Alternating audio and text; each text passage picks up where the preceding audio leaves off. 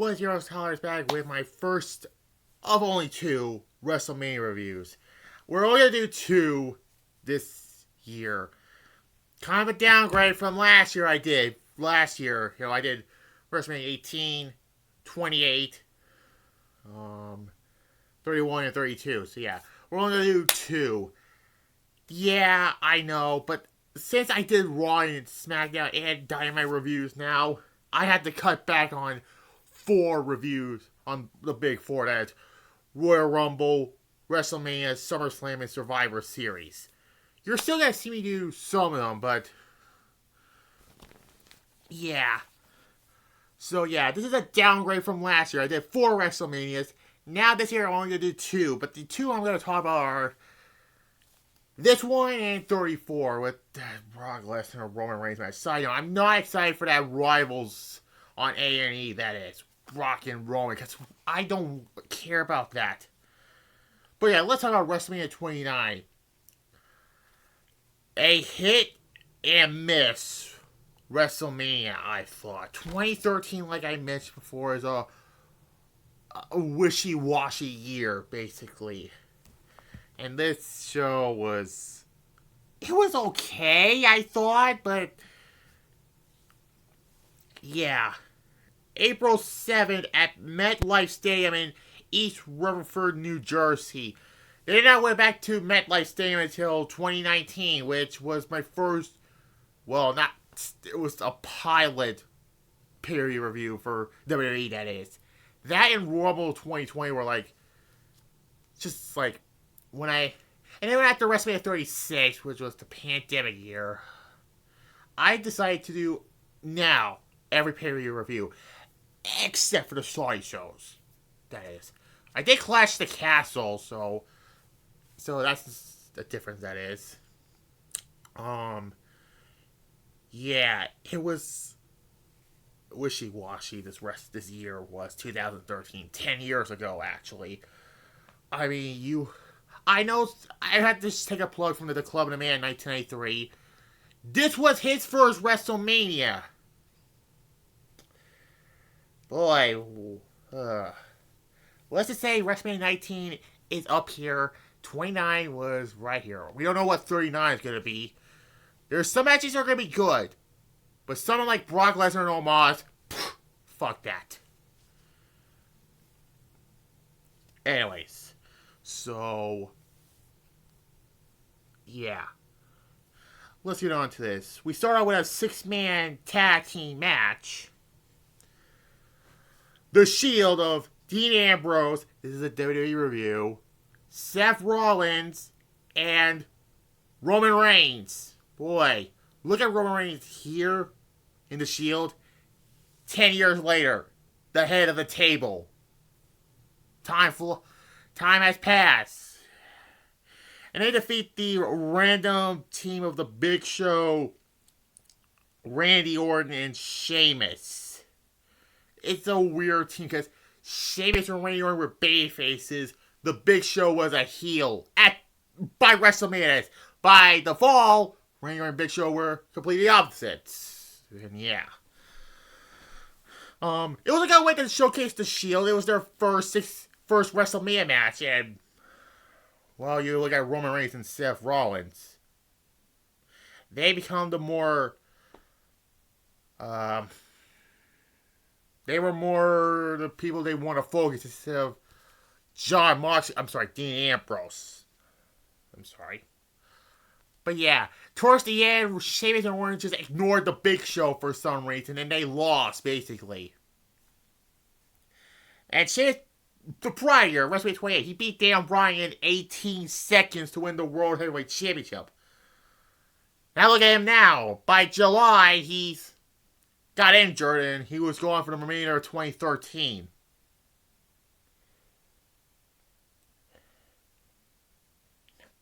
And yeah, post-match, the Big Show knockout punch both Orton and Sheamus. So yeah, can't blame Big Show for that because he was being ignored by that. 6.5, I give it. Actually, I give it a 7 because the Shield's cool entry is coming through the crowd at the at WrestleMania. It's a 7 for the Shield's entrance for that. And then we get... If you thought Brock Lesnar and Omos doesn't scream WrestleMania, I give you Mark Henry versus Ryback, a.k.a. the Goldberg ripoff. Mark Henry defeats the Goldberg ripoff Ryback in a shit match. Died. And the night after, spoiler, he turned heel. Ryback does. Fuck Ryback. And the finish was so dumb, honestly. He picks Mark Henry up for the shit move, and he fell on his face. What a fucking retard he is.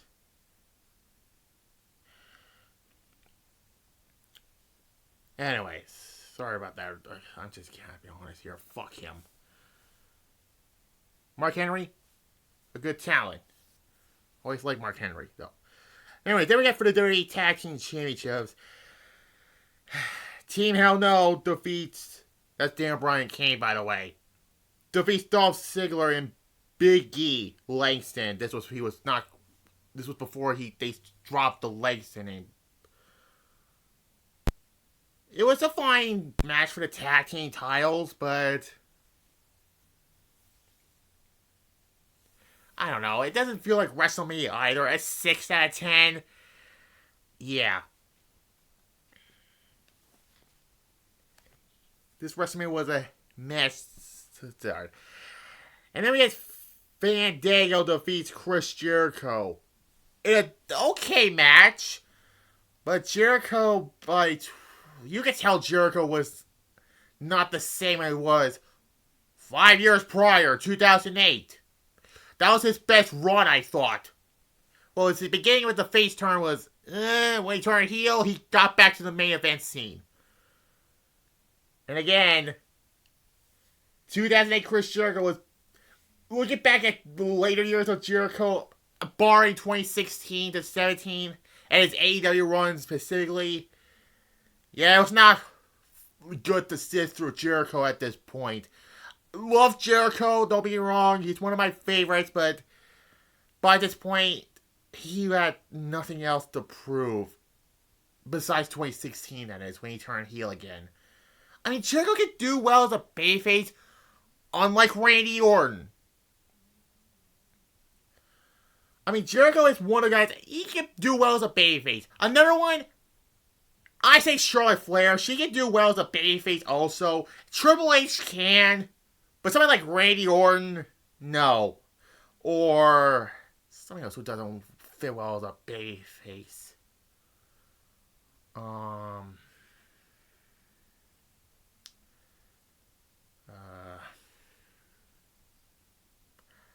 Sasha Banks. Oh my god. I had to say her fucking name. Whatever. 6 out of 10. This whole thing was... I don't know what the story was in this match, really. Don't know. And we get for the World Heavyweight Championship. This is the last time the World Heavyweight Championship was defended at WrestleMania, by the way. Because by December 2013 TLC, they were unified. Alberto Del Rio defeats Jack Swagger by submission to retain the World Heavyweight Championship. This was a bad match. And you look at 10 years prior, WrestleMania 19, WrestleMania 29. WrestleMania 19 had Triple H and Booker T. Yes, the bad storyline. And the way Triple H took forever to take the pin. That was a better match than this. And it's all about I don't want to say it, honestly. I don't want to fucking say it. So let's just move on. 3. It was bad. Anyways. Then we get the best match on this show. The Undertaker defeats CM Punk. And Undertaker goes This is the last match of his WrestleMania streak. By the following year, and ended by the next man was in the penultimate match of WrestleMania 29. Brock Lesnar. In the Cursed Stadium. We'll get to a WrestleMania in that exact same Cursed Stadium. But this, 8 out of 10. This match at WrestleMania 29 was a hell of a lot better than the matches in 2009 over the World Heavyweight Championship. But the reason I'm giving it an 8 out of 10, the tasteless storyline with Paul Bearer. I know people think it was a great way to get CM Punk heat. This storyline was so tasteless. Imagine Paul Bearer's name after he passed away. And let's not forget the worst part about Paul Heyman dressing up as Paul Bearer and CM Punk dumping ashes in the Undertaker's face. Regardless, but you know Undertaker's gonna win. Come on. But yeah. It was tasteless, I thought. But this was a great match. The best match on this show. So Undertaker goes 21-0. This was the last match of the undefeated streak of WrestleMania. So yeah. And that's not the last time you saw Paul Heyman on the show. During this match, Undertaker tried to do a dive, and he can't do it because of his age. He grabs Paul Heyman, and yeah, that was kind of funny, yo. Anyways. Then we get a no-holds-barred match, and the stipulation, if Triple H lost, he has to retire. Side note, that's not the last time in MetLife stating that Triple H had a no-holds-barred match with his career on the line. WrestleMania 39 against Batista. Yeah. Triple H defeats Brock Lesnar, so Triple H stays as his in-ring competitor until 2019, shockingly, because his last match on TV was in Saudi Arabia. This was the second match of their feud. This match was okay at best. The best thing about it was Paul Heyman getting Sweet Chin music by Shawn Michaels. That was hilarious. Every time Paul Heyman gets his ass whooped, it's always hilarious. A 4.5 out of 10, I give it. It was fine. Speaking of matches that were fine for the WWE Championship, the main event, John Cena defeats The Rock to win the WWE Championship. This was not twice in a life. This was really twice in a lifetime, honestly, but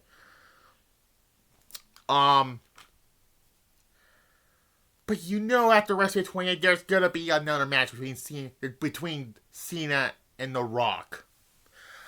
Fun fact about the AEW rivalries thing. That was focused, the last Sunday was focused on The Rock and John Cena, so what do I know, basically. Regardless, how you feel about this. This was a good match. Like Taker and Punk. My issue is the 1,000 finishers they used in the match. There was a cool callback from the last WrestleMania between Cena and The Rock. Because Cena was going for the people's elbow. And The Rock kept up at Cena's like, I got you. And that's you can't see me. That was funny. And a cool callback from that. I don't know how many AAs it took to beat The Rock. What, it took him like 5 AAs to beat him? I don't know. Who hell knows? So John Cena is once again the WWE Championship, which, fun fact, This is the first time he won the WWE Championship since Hell in a Cell 2011. That was 2 years ago, by the way. And you believe it or not, 2012 was the only year in John Cena's full-time run he failed to win a world champion. I mean, I said full-time run, not his part-time run, basically. So yeah. Yeah. Okay, 2013. I mean, he won the Royal Rumble, and he got the redemption against The Rock. Then he went to a feud with fucking Ryback, the Goldberg ripoff. He had a mini program with Mark Henry. He dropped the WWE Championship to Dan Bryan at SummerSlam to start the Authority angle.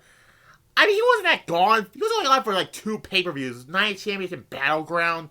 Won the World Heavyweight Championship. And then they had him and Orton unified the titles at TLC.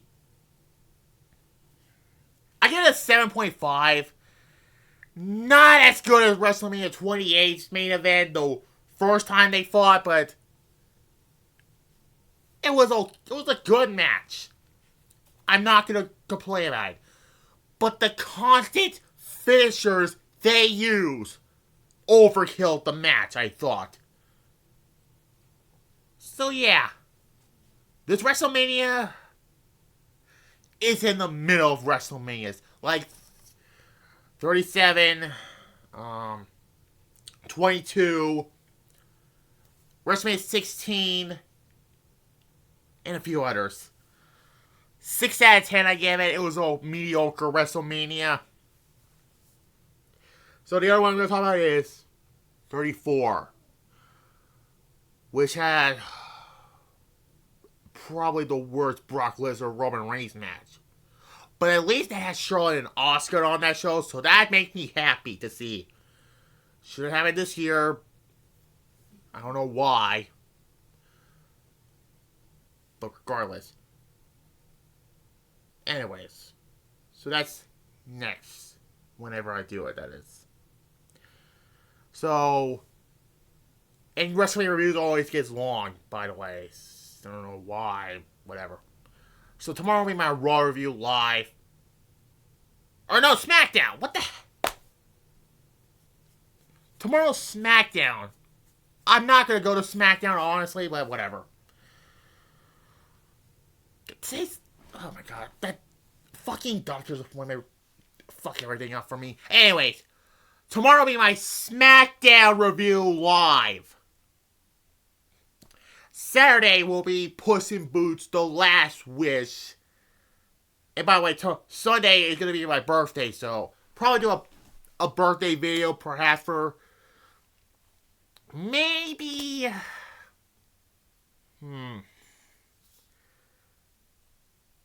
Maybe I'll do another countdown list. I don't know. Regardless. So the next WrestleMania will be 34. But anyways, like this, comment, subscribe, and bye. SmackDown review tomorrow, live. Oh my god. Why the hell I said Raw if it's SmackDown? Whatever, bye.